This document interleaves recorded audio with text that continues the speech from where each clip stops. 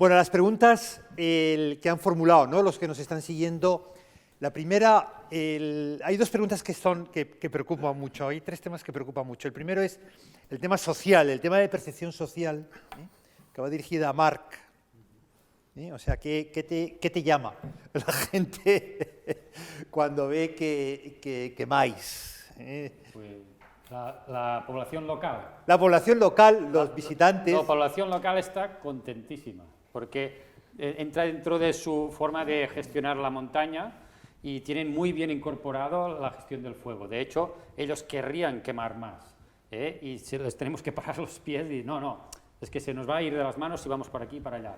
Antes quemaban los vecinos, pero claro, había muchos más vecinos, mayor pastoreo y se podían controlar mejor estas quemas.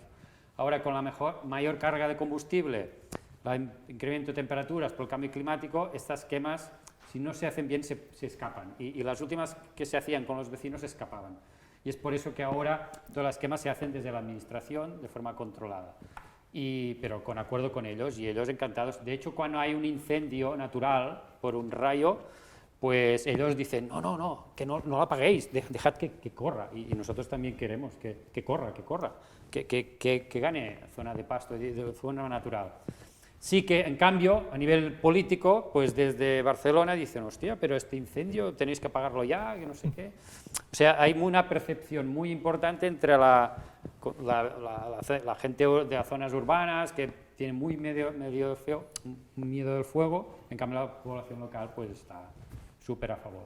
Ya, los visitantes, o sea, un excursionista, ¿os preocupa la percepción in situ? Sí, claro, ven una humedad, de un urbanita. ven humo y empiezan a llamar todos y tranquilos, que no, esto está controlado, que es una quema prescrita.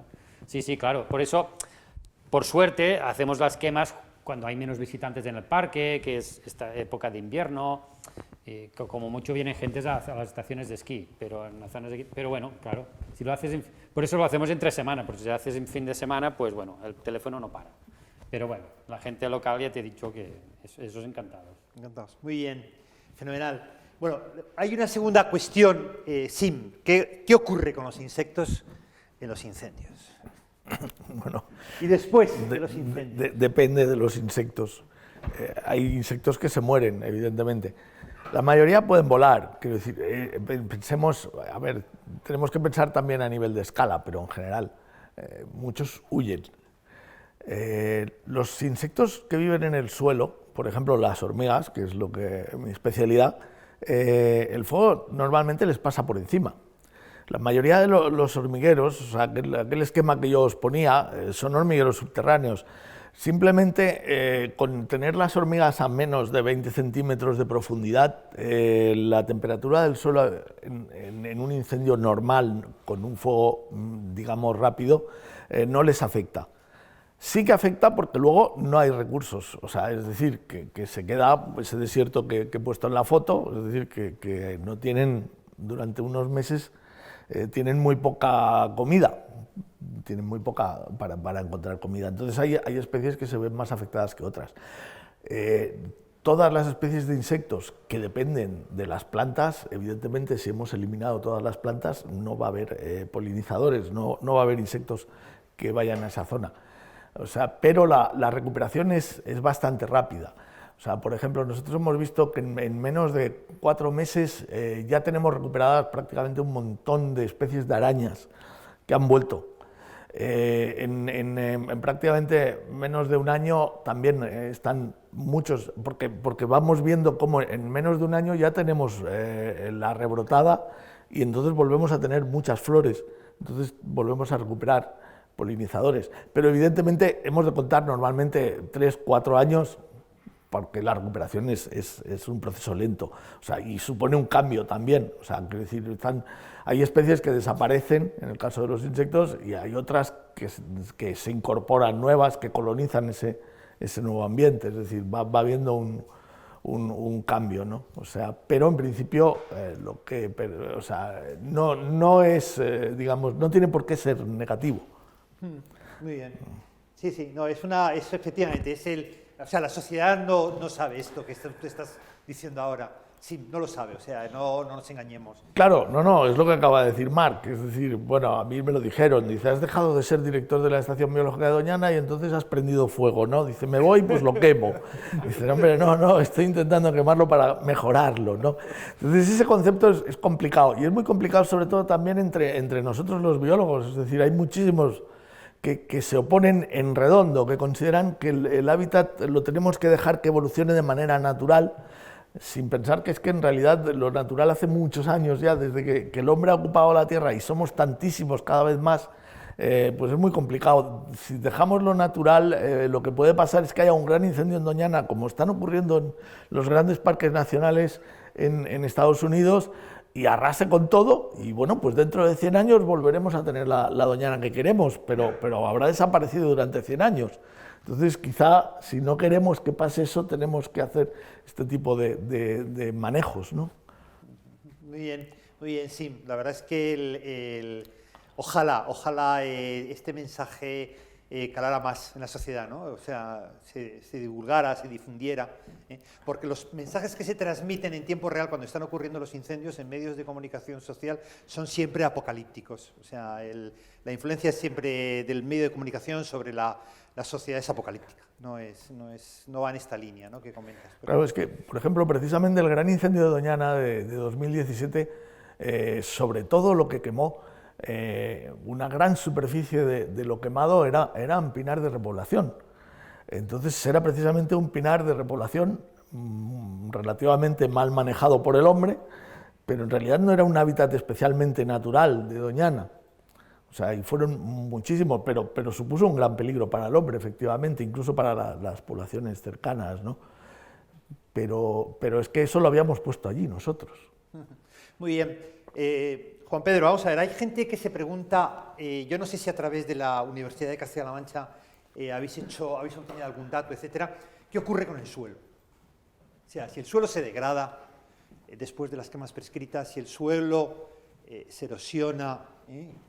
Muy buena pregunta. Era la pregunta que nos hacíamos todos nosotros. Y de hecho, aprovecho para citar aquí a Belén Hinojosa, que es una de las investigadoras de la Universidad de Castilla-La Mancha, que empezó en Ciudad Real y fue la que nos convenció a todos de que estas quemas de baja, digo a todos porque también teníamos una percepción un poquito intoxicada, ¿no?, de baja y moderada intensidad no transmitían calor al suelo, salvo que tuviese combustible muy grueso, ¿no? Es decir, lo que sí transmite calor al suelo es la foto que he puesto antes de las quemas en montones, ¿no?, que se tira durante horas y horas quemando, y ahí sí que provocas, entiendo yo, un daño mucho más potente sobre el ecosistema. Es como si cayese ahí, pues eso, un meteorito que hace un agujero en el propio monte. Lo vemos nosotros mucho en las áreas preventivas porque sigues viendo ese circulito de las quemas años después, ¿no? Una quema prescrita, sobre todo estas de hojarasca, tiene un tiempo de resistencia de llama muy corto, pasan muy rápido, entonces la transferencia de calor al suelo no está. De hecho solemos hacerlo justo a los alumnos que vienen, a veces del máster también, les removemos un poquito justo cuando ha pasado la primera faja y ven que está frío. Esto nos descolocó un poquito con una de las anécdotas que he contado, el tema de la procesionaria, ¿no? Quiero aprovechar para felicitar a Xim. O sea, acabas de decir, para mí, vamos, como gestor, uno de los mensajes de estas jornadas. O sea, y que encima lo digas tú como biólogo, tiene doble mérito. O sea, te felicito, vamos, te lo digo públicamente. Es decir, esa percepción y que hayas dicho básicamente que o lo gestionamos nosotros o el fuego lo hará de la peor de las maneras, ¿no? O sea que he roto un poquito el tema de la pregunta, pero vamos, me ha parecido, sí, te felicito públicamente por por ese mensaje, me parece un mensaje súper potente, ¿no? Nuestro reto es intentar que, no ya el ciudadano, que lo podemos hacer de manera más, yo creo que más fácil con las redes sociales y demás, sino nuestros propios compañeros entiendan un poco el encaje, ¿eh? Cuidado, es una herramienta más, la quema prescrita dentro de una serie de herramientas, una llavecita inglesa, pero para colgar un cuadro no necesitas una llave inglesa, pues necesitas otras herramientas, ¿no? Por eso no se gestionan todas las áreas preventivas con quema, ¿no? Así que sí, pues nada, me ha parecido fantástica tu contestación. Sí, señor. Muy bien. No, la verdad es que o sea, aquí un poco en las preguntas que se están subiendo al canal de YouTube, pues aflora gente que le repugna un poco, ¿no?, esto del fuego, ¿no? O sea, que hiere su sensibilidad, ¿no? O sea, que es algo, bueno, pues indudablemente los que están oyendo esto, pues formamos parte de la sociedad y la sociedad tiene una visión muy apocalíptica, ¿no?, del fuego. Desgraciadamente es así. Preguntan a Marc, o sea, hay una pregunta que no termina de entender muy bien. ¿Por qué se prefiere el fuego al desbroce mecanizado? ¿No? O sea, que entonces el tema yo creo que habría que enfocarlo ventajas, inconvenientes, ¿no? Porque cada sistema tendrá sus ventajas y sus inconvenientes. Claro, claro. A ver, también es un tema de coste, ¿eh? O sea, hacer una quema controlada, pues el coste es mucho menor y hay muchas zonas en el parque que son inaccesibles a acceso motorizado. Y priorizamos el tema de desbroce mecanizado en aquellas zonas más accesibles, más llanas, que haya menos riesgo de erosión, porque el desbroce hace que aflore un poco el suelo mineral y puede haber un problema, ¿no? Y yo creo, nosotros creemos que lo mejor es siempre intentar, si en una zona se puede hacer las dos cosas, un poco de quema y un poco de desbroce, eso es lo mejor, ¿eh? Hacer un poco de mosaico. Yo creo que eso es lo que tendríamos. Y hemos visto que el tema del desbroce, si bien controla mejor el matorral, tienes el riesgo de las especies invasoras. O sea, si esa máquina que hace el desbroce, hostia, lleva un poco de semillas de Senecio inaquidens y te la mete allí, es un problemón, porque cuesta mucho de erradicar esa especie invasora. Y nos está colonizando prados en el Pirineo. Y es muy problemático. Por eso, un poco de contención con el tema de desbroce mecánico y hacerlo en aquellas zonas pues, donde vemos que es más interesante. Y al final, desde el Neolítico, allí se ha hecho quemas. Y el paisaje que vemos es un paisaje tradicional desde hace miles de años en base a quemas que hacían la gente. O sea, y eso es lo que se ha visto que ayuda un poco a la diversidad. Lo que es interesante, evidentemente, es que no se vaya de las manos. Y yo creo que haciendo estas quemas, pues lo que ha dicho él, se evita, se crea un mosaico y si hay un gran incendio, pues es muy más fácil de parar y de gestionar. Está claro. Muy bien. Juan Pedro, te preguntan, hay un oyente que debe ser un súper experto. Cuidado con la respuesta porque se ve que controla. Preguntas los efectos de las quemas prescritas sobre Pinguicula lusitanica y Drosera rotundifolia. Vale. O sea, que no está preguntando en general, sino sobre dos especies muy concretas. Vale, esas dos especies es lo que pretendemos evaluar en el estudio experimental que pretendemos hacer las quemas esta primavera, o antes del final de la primavera del 2022. El efecto, en principio, no debería perjudicarle, en principio. En las parcelas de muestreo que mostré antes, Pinguicula no estaba y Drosera sí estaba presente.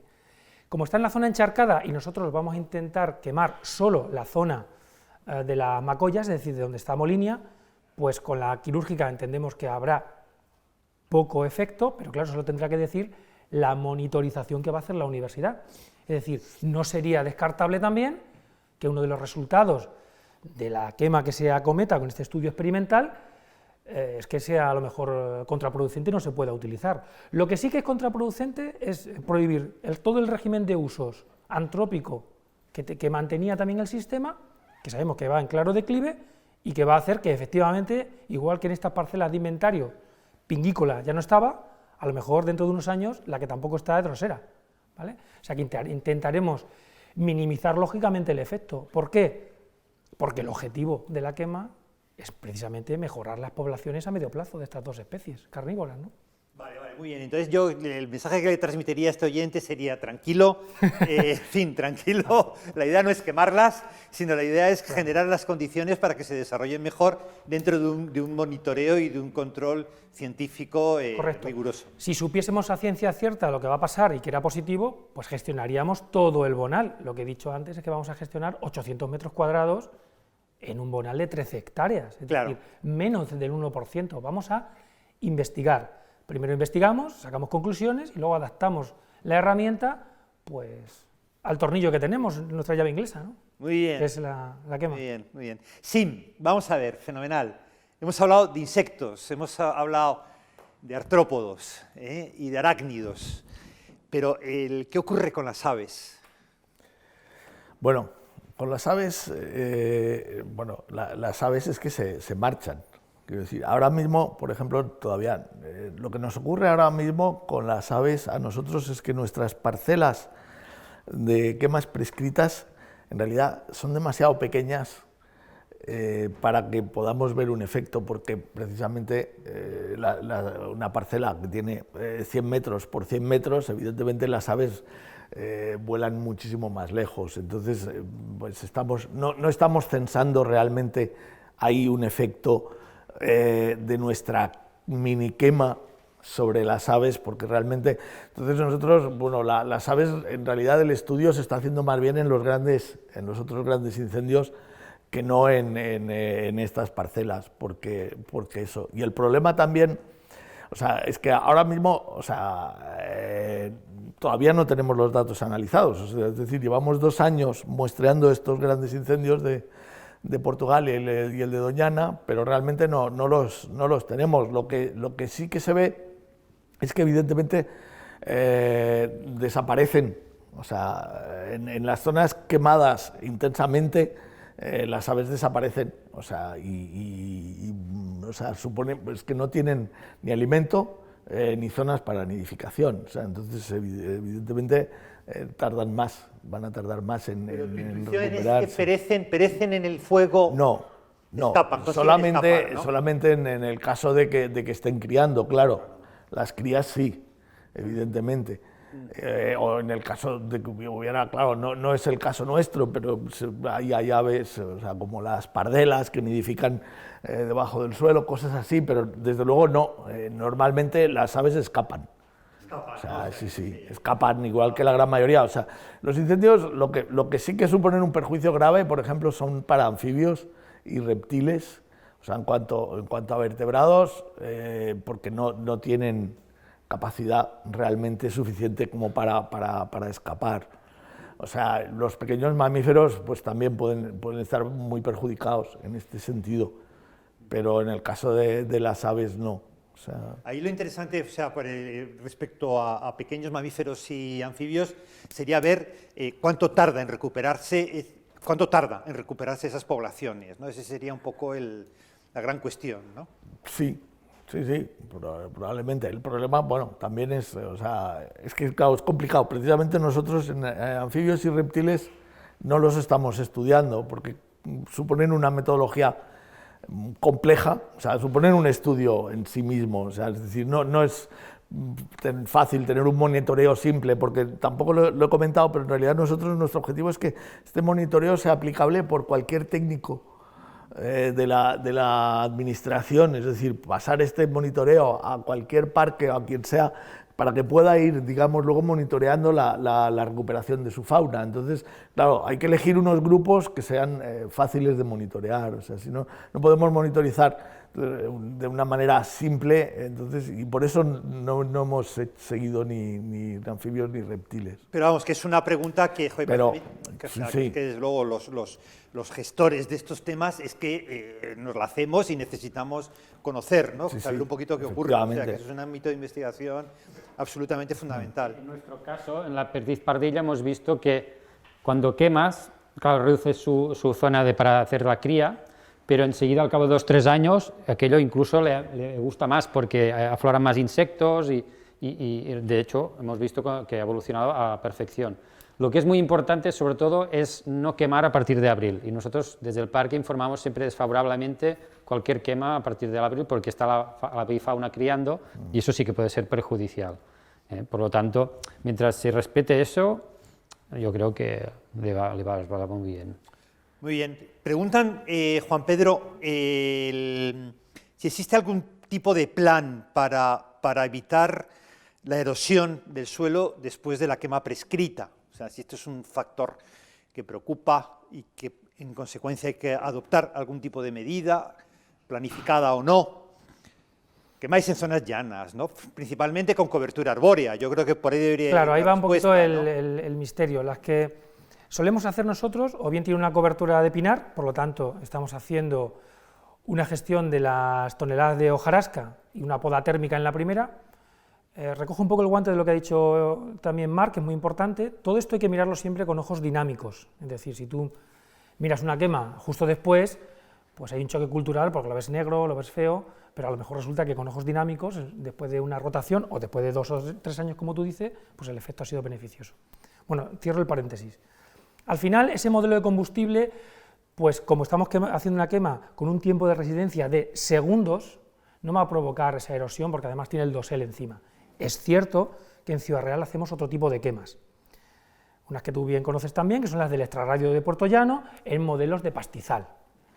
¿Se ha monitorizado erosión ahí? No, pero claro, el objetivo ahí, por ejemplo, es la protección periurbana de una población de 50.000 habitantes, es decir, podría ser que haya una cierta erosión superficial en una zona de 50 metros cuadrados, podría ser, pero claro, es que ahí tenemos grandes incendios forestales, como decía Xim, y al final, ¿qué es lo que queremos? No queremos hacer nada, que la propia naturaleza lo autogestione todo, cosa que no es cierta, o que luego se gestione con los grandes incendios, ¿no?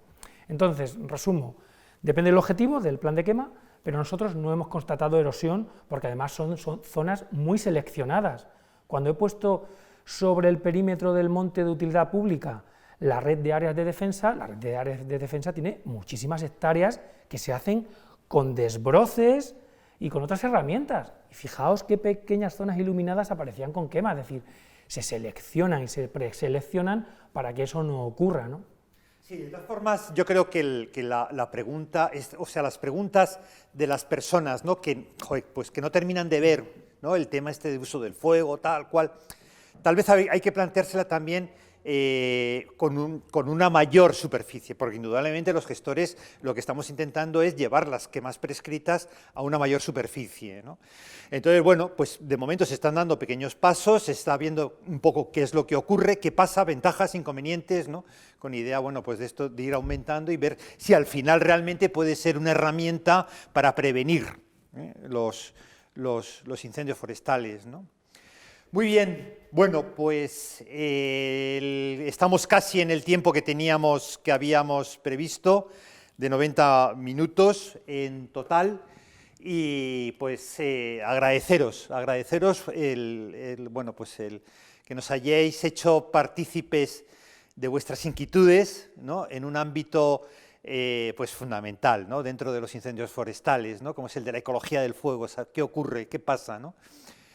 Muy bien. Pues nada más, aquí lo dejamos y hasta mañana, a las 12, que nos volveremos a conectar. 1.000.000 de gracias a todos los que nos habéis seguido, bien en el horario peninsular o, como he indicado antes, en el horario de América. Muchas gracias, hasta mañana a las 12.